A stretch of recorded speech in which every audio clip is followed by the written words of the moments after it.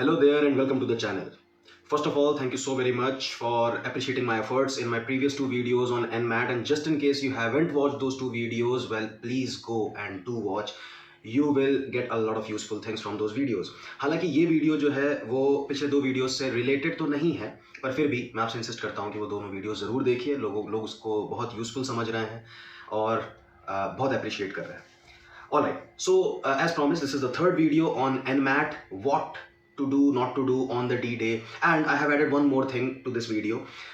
Well, मैं आपको बताना चाहता हूँ कि since I am not an aspirant and I am a teacher, trainer for these competitive exams, तो मैंने जायज़ा लेने के लिए NMAT का फॉर्म भरा और एग्ज़ाम जाकर लिख दिया. मॉक पहले नहीं लिखा था, but later I realized that even though I was not seeking admission, I should have written the mock first, because later when students asked me and I ended up writing the mock, my mind was blown away. मुझे अंदाज़ा हुआ, मुझे इस बात को realise हुआ कि कितना ज़्यादा मॉक हेल्प कर सकता था. एक ब्लंडर जो मुझसे हुआ था एग्ज़ाम में, जिसकी बात मैंने की हुई है अपने फर्स्ट वीडियो में भी, आप देखिएगा तो आपको पता चलेगा, वो मैं रोक सकता था. Well, I will inculcate all those things in this video as well. तो सबसे दो एजेंडा है. सबसे पहले तो let me talk about the mock, the free mock that is given by the NMAT authorities on the website. As soon as you register for the exam, आपको वो mock enable हो जाता है वेबसाइट पर ही.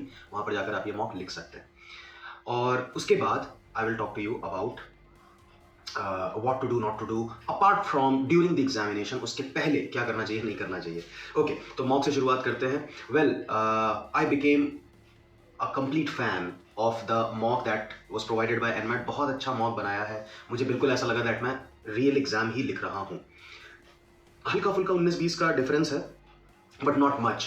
सो अडेप्टिविटी बहुत अच्छे से उसमें चलती है जिन लोगों को ऐसा है. और अगर आपने कहीं कोई मिथ सुने हो कि मॉक तो उसमें तो डिफिकल्टी लेवल नहीं बढ़ता है, वो अडेप्टिव नहीं है, रियल एग्जाम अडेप्टिव है, तो नहीं, ऐसा बिल्कुल भी नहीं है. मॉक भी बिल्कुल वैसे ही चलता है जैसा रियल एग्जाम चलता है.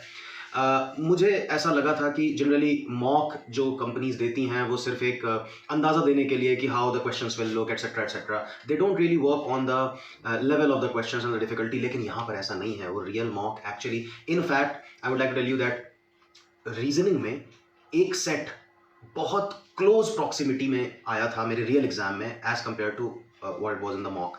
It was set on programming, तो बहुत ही मिलता जुलता सेट था, तो आइडिया लग जाता है. सो मॉक आप ज़रूर से ज़रूर लिखिएगा. और एक छोटा सा एक्सरसाइज है, आप उसमें पार्टिसिपेट कीजिए और मुझे नोटिफाई कीजिए. I will try my best to resolve your problems later. तो आप क्या करिएगा, आप मॉक लिखिए, ओके, और आप 2-3 चीज़ें यहाँ पर कमेंट बॉक्स में मेंशन करिएगा. आपका स्कोर कितना आया, दूसरा आपका एग्जाम कब शेड्यूल्ड है, और तीसरा कि आपको कितने क्वेश्चंस छोड़ने पड़े या छूट गए आपसे. छूट गए वो तब होगा जब आपका टाइम ओवर हो जाएगा, एज डिस्कस. ओके, सो गॉड फॉरबिड कि ऐसा हो, लेकिन ऐसा होता है कि बहुत ज़्यादा कोशिशों के बावजूद क्वेश्चंस लास्ट में छूट जाते हैं. तो अगर आपके साथ भी ऐसा हुआ है तो please let me know in the comment box कि किस सेक्शन में आपसे कितने क्वेश्चंस छूट गए. इन केस आपसे क्वेश्चंस नहीं छूटे, टाइम ओवर होने से पहले you were able to mark answers for all the questions, तो आप सबसे पहले तो बधाई के पात्र हैं कि आपके अंदर उतना पेशेंस है. दूसरी बात, इन दैट केस ऐसा ज़रूर हुआ होगा कि कुछ क्वेश्चंस के साथ आपको कॉम्प्रोमाइज़ करना पड़ा होगा और आपको उन्हें छोड़ देना पड़ा होगा. ऑलराइट, तो उनका नंबर रफली लिखिएगा कि इतने क्वेश्चंस मुझे लगता है कि मैं कोशिश करता तो सॉल्व कर लेता, but I had to with a heavy heart, I had to just move on marking just a random answer. तो ऐसा क्या हुआ, क्यों हुआ? क्योंकि देखिए, मुझे ऐसा लगता है कि आपका इस एग्जाम के अंदर बिगेस्ट बैटल यही होने वाला है कि कौन से क्वेश्चंस करें और कौन से क्वेश्चंस छोड़ें. क्योंकि सामने जो क्वेश्चन है, देखिए, being at an expert level, इतने साल से मैं पढ़ा रहा हूँ इन एग्जाम्स के लिए और कैट में regularly I have been able to score 99.9+ percentile.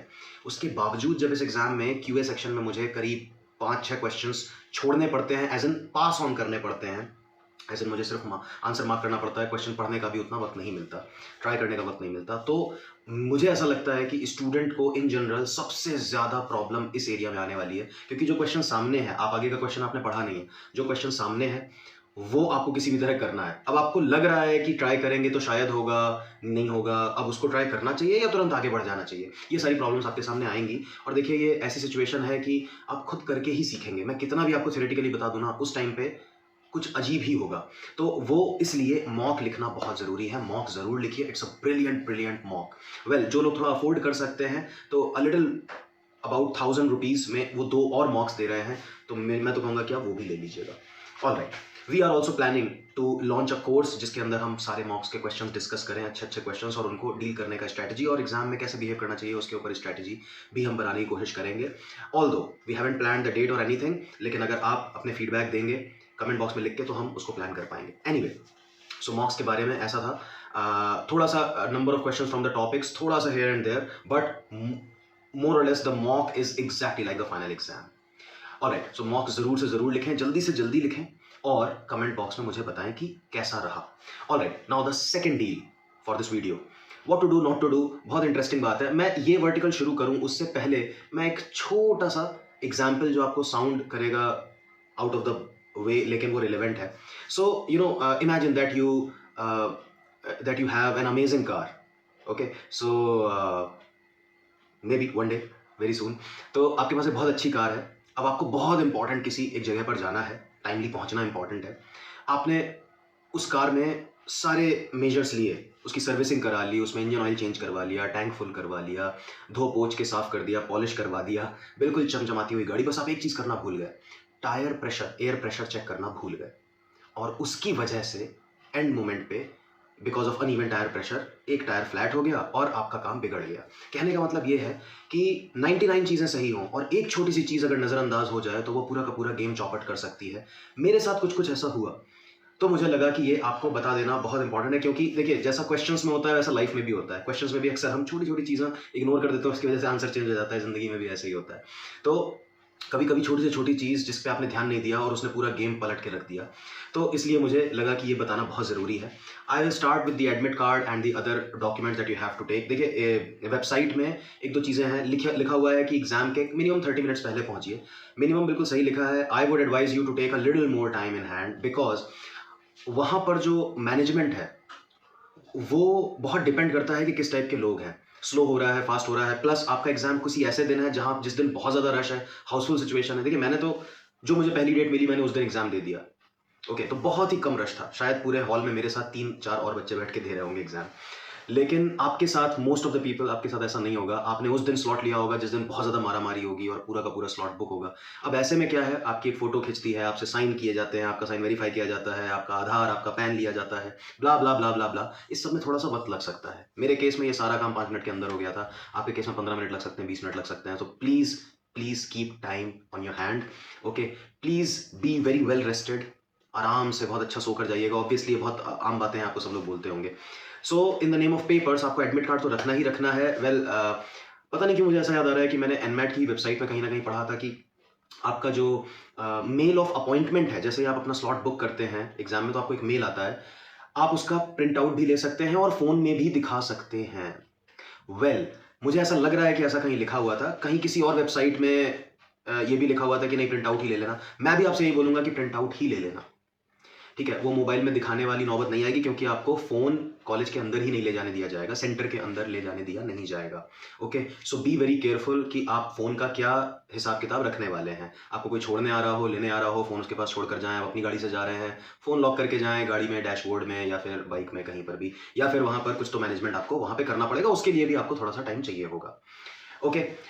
Please अपनी तरफ से पेन या पेंसिल लेकर जाएं, जेल पेन ना लेकर जाएं, बॉल पेन लेकर जाएं। इसलिए बोल रहा हूं क्योंकि वहां से जो रफ वर्क करने के लिए कागज़ मिलेगा, पता नहीं वो किस क्वालिटी का मिलेगा। मुझे जिस क्वालिटी का मिला था उस पर जेल पेन से लिखने पे काम तो चल रहा था, but avoid, take a ball pen, okay. क्योंकि अनलाइक कैट, यहाँ पर आपको बॉल पेन लेकर जाने भी दिया जाएगा और वहाँ से ऑफर भी नहीं होगा, वहाँ से आपको सिर्फ कागज़ ही मिलेगा।